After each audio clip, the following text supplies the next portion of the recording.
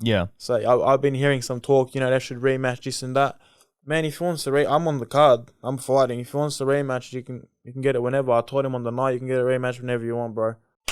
Bang. Welcome back to the #1 podcast in the world. I'm joined today with Lucas Angelakos, the MMA fighter training out of Team Perosh. Lucas, you've got a fight coming up this Saturday, I believe, March 12th. This Saturday, March 12th. Yes, Urban sir. Fight Night. You've got Jamil Kacanic. Interesting matchup for you. Are you excited? How are you feeling? I feel good. Yeah. Training camp's over. All the hard work's done. This next week's just to breathe, just enjoying myself, movement, light things. Stay nimble. Yeah, man. So I'm looking forward to it. Everything's on point. I'm coming off a win. I've been training the whole time since my last fight. I haven't really taken any time off. As someone from ATT as well, so I know those boys are always, well prepared, ready to go. So I know the crowd's going to be into it. I got jitters. I can't wait. I'm ready to go. Jamil's actually making his ATT debut, which will be interesting to see. But I'm really interested in you in particular because you just came off your first win at the 27 Urban Fight Night. Yep. How does it feel? It was amazing. Yeah. When they gave me the mic, it's like being drunk, you know what I mean? Everyone used to say it to me, but I didn't really understand until I got that feeling. Yeah. But it was good, just like full circle. All the training I've been putting in, all the hard work, the ups and downs that like every fighter goes through during like training camp and leading up to the fight. So it was good. It was good feeling, but like always, on to the next one. It's such a brutal sport in the fact it's very unforgiving. Yeah. And it can be so tough on up and coming fighters, like just to get that first win under your belt and do it in the fashion that you did. It wasn't like, it was subjective or it could have gone to the judges like you grounded and pounded and beat the shit out of this guy, bro. I wanted to make a statement. It's been a long time coming. And, it can happen to anyone. But, me and my coaches, we studied him. We knew he had, really good leg kicks. I'm a taller opponent as well. So, they're always going to be trying to chop at my legs. And literally, I don't know how to really explain. I stepped in there. I saw his kicks coming. I was jumping out of the way. And then, I went to check the last one and I saw he was hurt. And I took my opportunity. In MMA, if you see a chance, you got to go. So that's what I did. And it's so instinctual, right? Like you're not really planning ahead every single step. Yeah, not really. So it's just like you said, just instinctual. I saw the opportunity and you're not really thinking at the time. You're just sort of flowing. All your training leading up to it, you got that muscle memory, all the mental preparation as well. And then when you're in the cage, you just let it flow. Yeah. There's something about being able to tap into that flow state and being being almost removed from the moment in a sense, and you're really just in that constant state of being able to just get perfect timing and perfect, spatial awareness and not being thrown off by the crowd. Like there's so much that goes into the mindset of being a fighter in particular that you don't get with any other sport. It's so unique. Nowhere close. I've played other sports, like, I played rugby, I played soccer, I played basketball for many years and there's literally nothing. I wouldn't even really call it a sport, you know what I mean? Yeah. Like, I wouldn't call it a sport. There's like, you get the highest highs and the lowest lows from it. It's the most intense thing I've ever done, but like, I'm addicted. I love it. Why did you say to yourself, I want to get punched in the head for a living? What was that? Yeah, I don't really remember saying that to myself. I used to play basketball and one of my mates at the time wanted to, I've always watched UFC. I was into MMA, but I never thought about doing it. I've always liked to scrap, to be honest. Yeah. I've always liked to scrap, but one of my mates wanted to do like a trial at a gym. And he asked me to go down with him, and I was a bit reluctant at first because I didn't want to get injured. How old were you at the time? Man, I was like, I want to say like 20. I started late. And then, we got a trial, went down, and man, I loved it. I'm like, fuck, man, this shit's awesome. What kind of stuff were you doing? It was like a wrestling class, I think. Oh, okay, sweet. The first class there was wrestling, and then we had like a 3-day trial. The next day, we did like striking and a bit of jits. And then, I remember I was just like basketball training. I was thinking about my takedowns and shit. I'm like, nah, bro. fuck this, I'm gonna start MMA. And then, yeah, man. It's very much so addiction. It's very much so one of those things that you completely just get immersed in. Like I noticed that in myself, particularly in jiu-jitsu, because jiu-jitsu is such a game of strategy and it's such a game of, you know, thinking ahead and being smart with the movement. And of course, factors like strength are going to play into it, and power is going to play into jiu-jitsu. But it's probably one of the sports where you would see a physical advantage almost being undermined by good technique. Like you can beat most people who weigh more than you in jiu-jitsu with exceptional technique. And you don't get that with other sports. Like with striking, you could have perfect technique and still not be able to knock out someone who's 20 kilos heavier than you. 100%, yeah. Yeah, it's interesting, man. Like, and that's where like you get the really good fighters who have a mixture of the technique and their natural athletes as well. Yeah. Like a lot of UFC fighters, they got the mixture of both. And that's where you got like, you know, something special. But you can work on all aspects of it. You can work on your strength. You can work on your quickness. You can obviously work on your technique. What does camp look like for you? What are you focused on? And obviously now that you're out of camp, but the camp that you've just had in the training camp for me is I've got a set amount of sessions I want to get in, meaning like MMA sessions, strength and conditioning sessions. Obviously my diet's usually always on point anyway, so that doesn't really change. It's about, I do like an 8-week camp. That's where I feel like I start peaking towards the end of it. Right. And yeah, hard sparring pretty much the whole time up until about 2 or 3 weeks out. Then we drop down the intensity a bit. Wrestling, jits, striking, all the, you know, different sort of sessions of it we get through. And yeah. So how often are you out? Because you train out of Team Perosh, right? I'm out of Team Perosh. How often are you there? So I'm at Team Perosh about 3 days a week. I do my doubles. And then I'll also do my striking with one of my ex-teammates, Ryan McMahon, out of Integrated Combat Center. He's a kickboxer. He's up and coming. Keep an eye out for him. He's going to make some noise. Do my striking with him. And then I also got a wrestling coach out of Hurstville Martial Arts, Stephen Craig. So yeah, I'm out of Team Perosh for about 3 days, and then about 2 or 3 days I'm at other gyms. It's good that Perosh is lenient in their ability to kind of let fighters go and expand to other gyms, because it's almost impossible to expect one gym to be able to cater to everything that you need. Yeah. It's very, very tricky, you know, because where one gym might have a strong bias towards, you know, BJJ, another one might be specifically for Muay Thai, and sure, they cater to the other aspects of MMA, but being able to kind of taste all the other ones and see what works for you is so important for up-and-coming fighters. Yeah, 100%. And you got so many, like, different... Well, our team at Perosh, like, we've got a big team of fighters, you know. We've got, like, 6, 7, 8 fighters.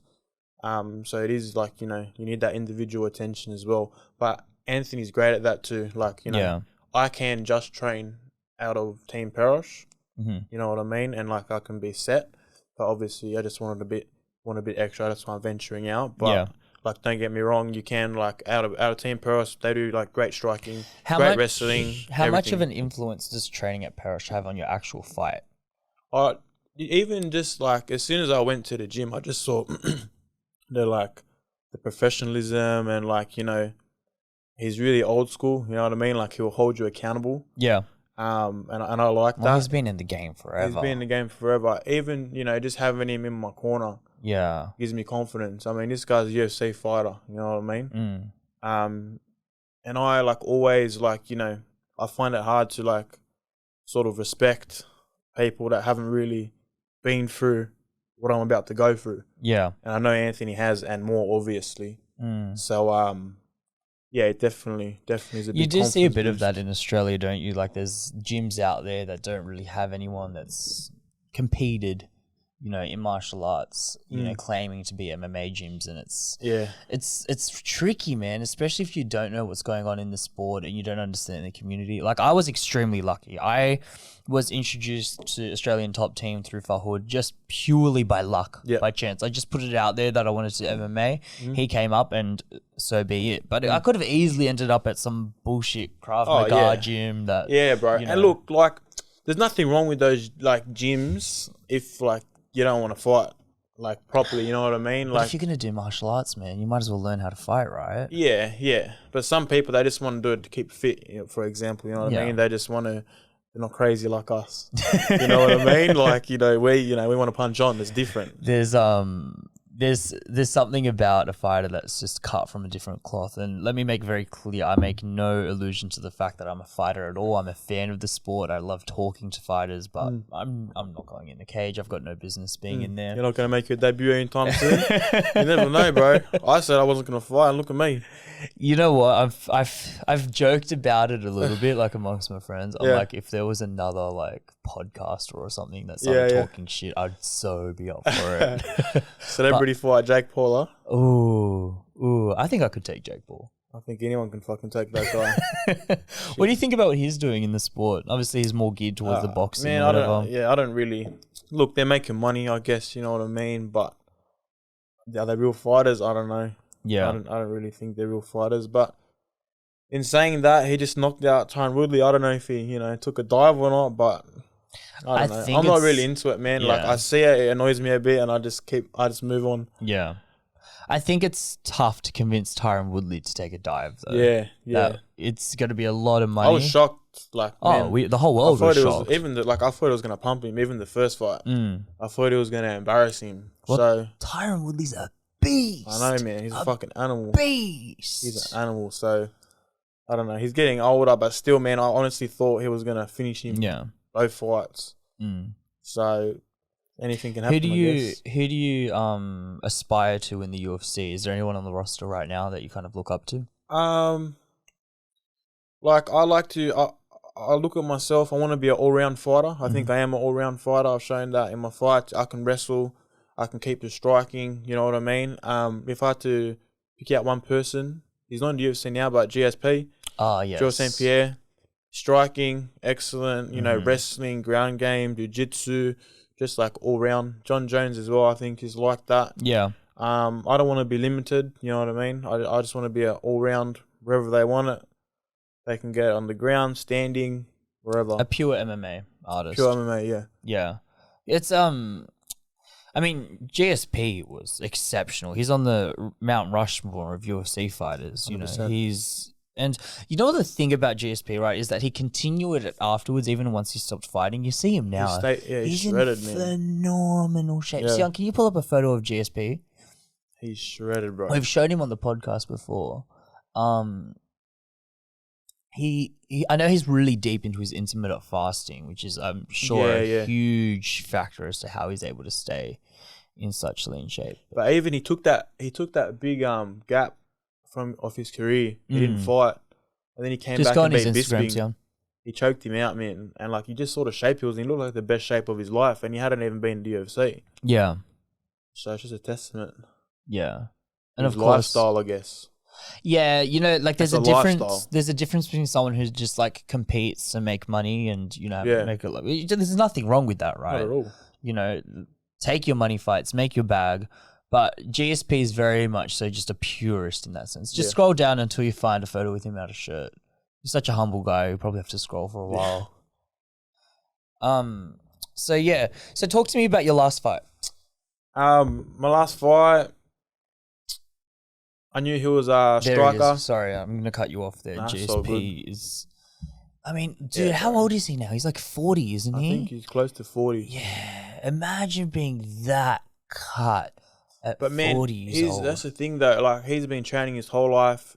He's probably eating clean his whole life. Like, that's the results you get. Yeah. And I think he can still come back and get the belt. Wouldn't that be crazy? It would be. There's been whispers of that. Has there? Yeah. I haven't heard. I wouldn't put it past him, man. Like, seriously. You take care of your body. And obviously, these type of athletes as well, they got all top class, like, physios. And they do all that extra stuff that's going to prolong their longevity in the sport. And he'll still be doing all that stuff. And the technology's changed now, man. There's more stem cell research. There's more understanding of diet and gut biome. And, there's more opportunities in which you can improve your health that they didn't have back in the day. It's back in the day, it was always blown out knees and shoulders and backs and necks. We've got answers to a lot of that now. 100%. Particularly through stem cell research. Stem cell research is the big one. Yeah, he's 40.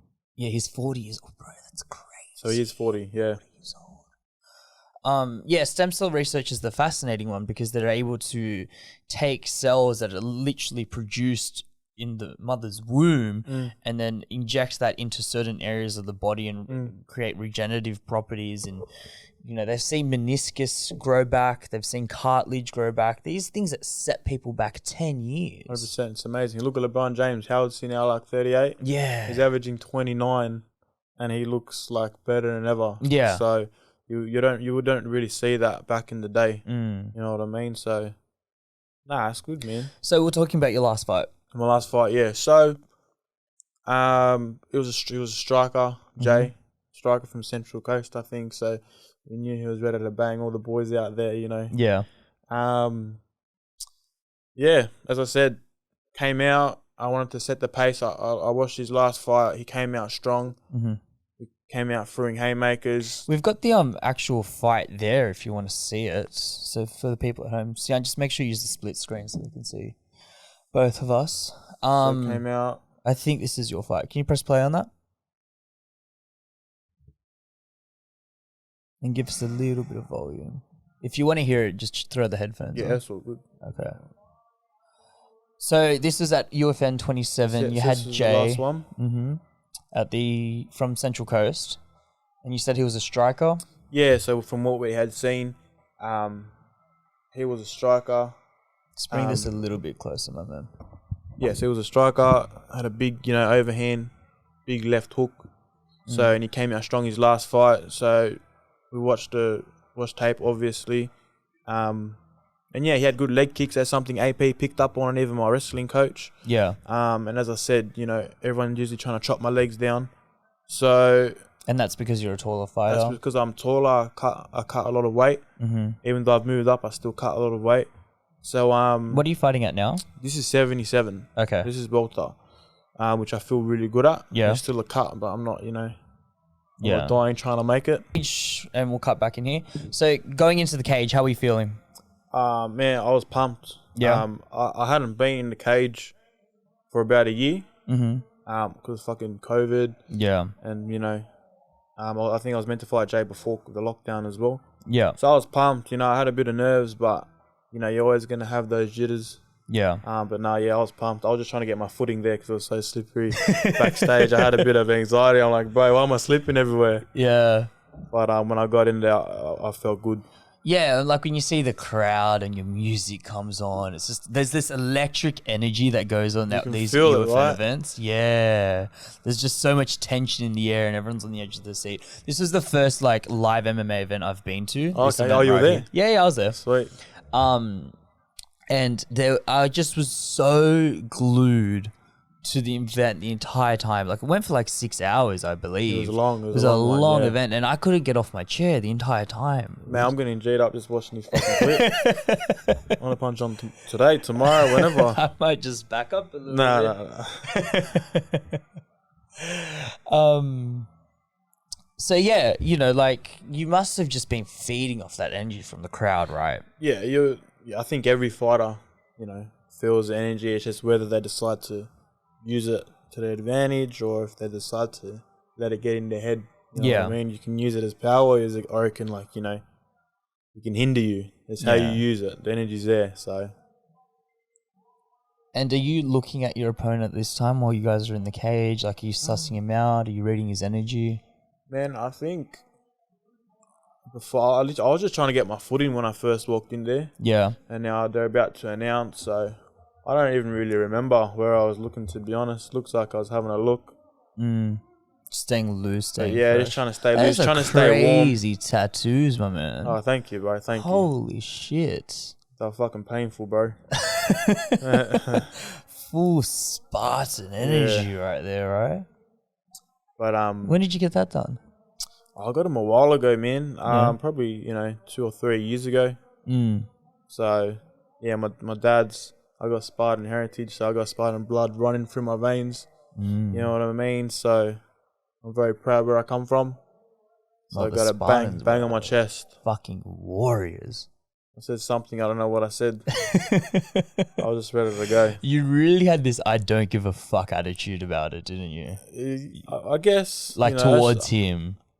I I could really read that like "fuck you" energy coming out. Well, it's like you're gonna fight. You know what I mean? Yeah. So I knew he usually comes forward, so I was trying to stick out the jab. So he was giving everything into those kicks. So he swung. I stepped out 2 of them. Very fast opening, like 10 seconds. And I was throwing that left kick because I knew he ducked his head to the left when he threw. Another one, that's about 4. I've just stepped out of the way. Yeah. And then I remember thinking, fuck it, I'm going to check it. I'm going to check one of these. You have a very long stance as well. And I tripped up on the cage there. Mm-hmm. And then I think he loaded it up. I just lifted my leg up as he threw. And then I just saw him, so I'm just like, fuck it. And then right now, the ref is yelling, stop, stop, stop. So I've stopped. And I was a bit, I'm like, hey, brother, you just yelled stop. And then he was down. Yeah.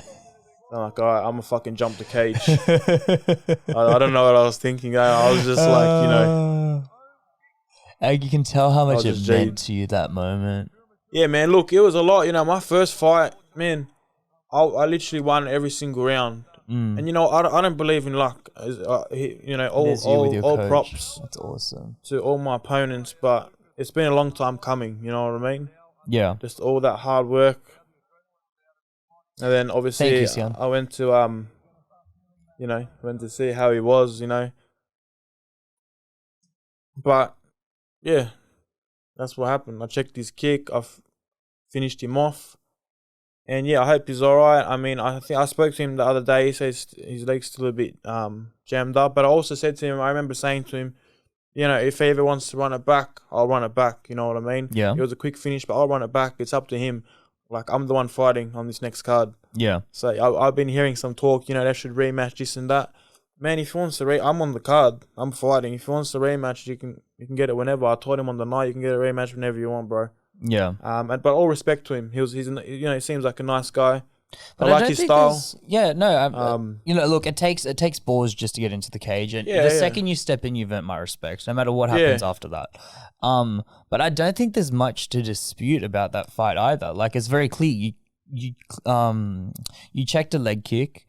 You know, he obviously, you know, wasn't able to sustain that and was obviously damaged his foot, and then there's just ground and pound. Like, there's not much. That's what dispute. I think too. But if they want to dispute it, as I said, I'll make it even clearer next time if they want. So it's up to them.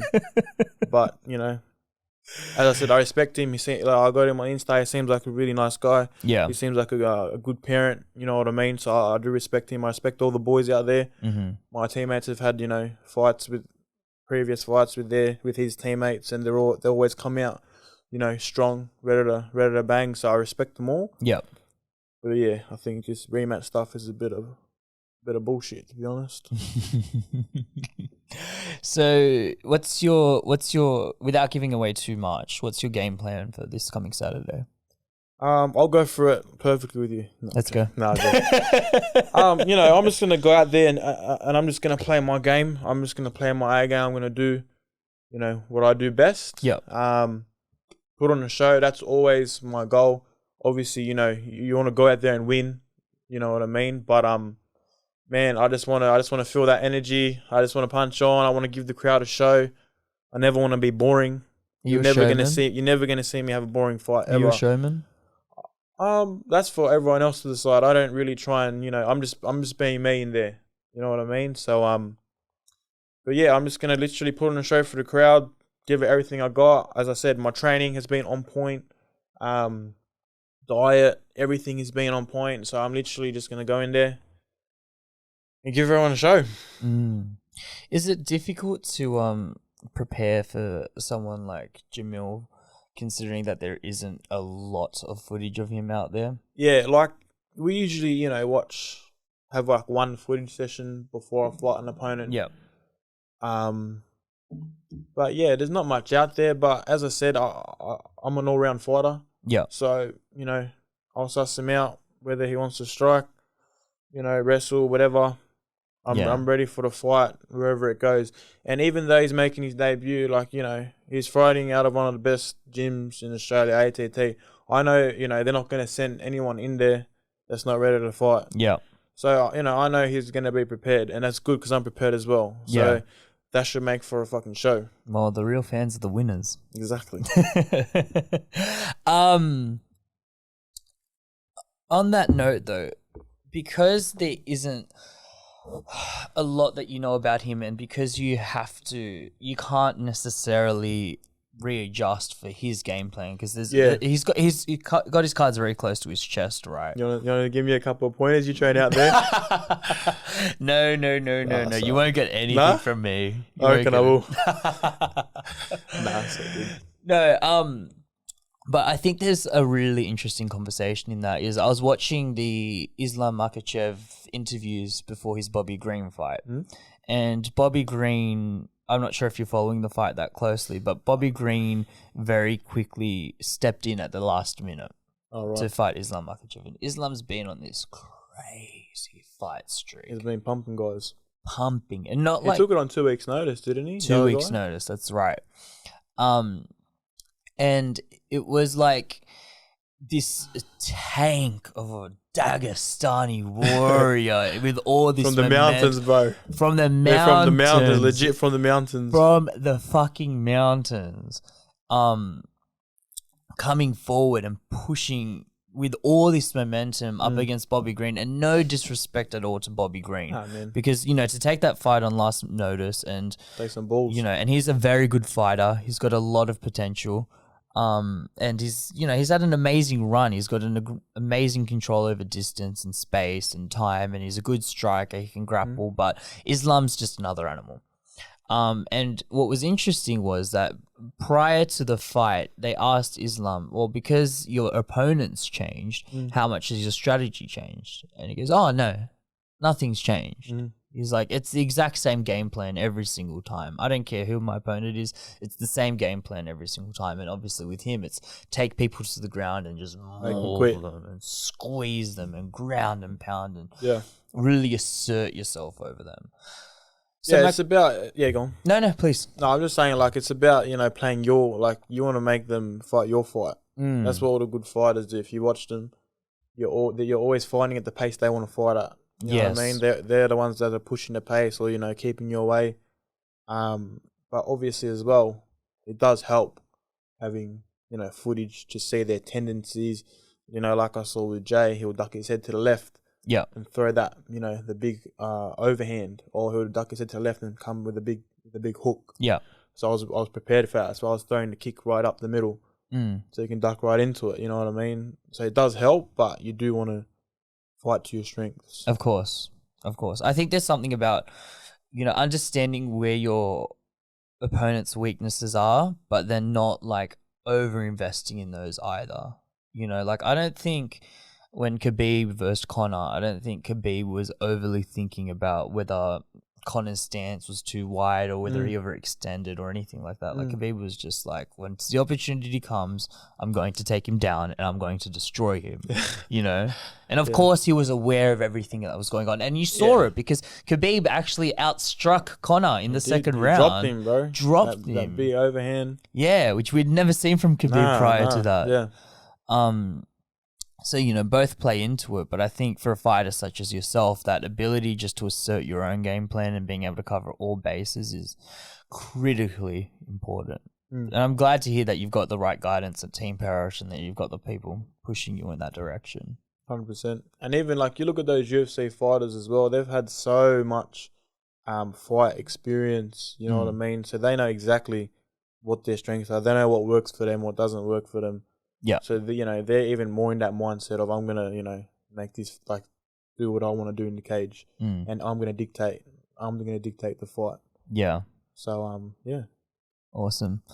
Listen, man, let the people know where to find you. Instagram, Lucas Angelakos.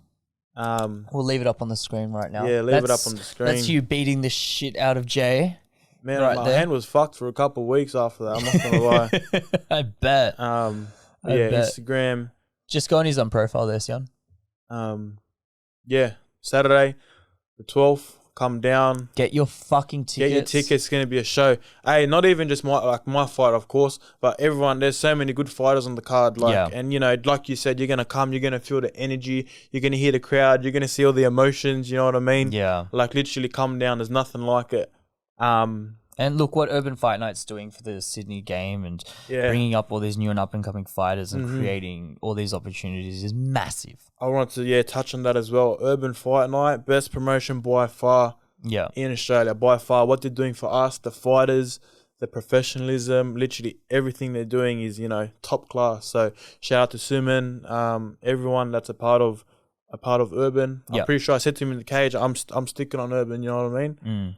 So I really appreciate everything. And that's when you know it's authentic, is when the fighters want to stay with that promotion, you know, because, you know, opportunities might come up where you might get paid for a fight here or there, but if you're loyal to that organization because they put the fighters first and they've always got your best interests and they're matching you up with people that make sense and they're not trying to make this gym look good or this gym look bad. The fact that they're being very honest and transparent, I think is awesome. I love it. It means a lot, but shout out to Urban, best promotion in Australia.